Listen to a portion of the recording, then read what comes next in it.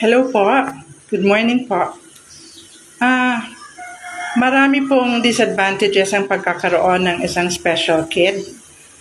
Actually po, hindi na siya bata, medyo matanda na po.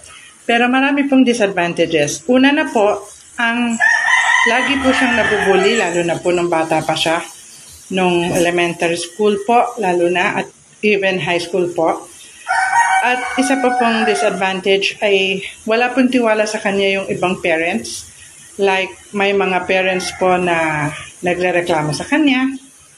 At hindi pa po tanggap. Ang pinakamalaking disadvantage po ay sa Pilipinas po, hindi pa natatanggap ang mga special people, special kids, special children, or special people. Sarado pa po ang utak ng mga tao. Kaya mas marami pa po ang hindi nakakaintindi sa mga special na tao.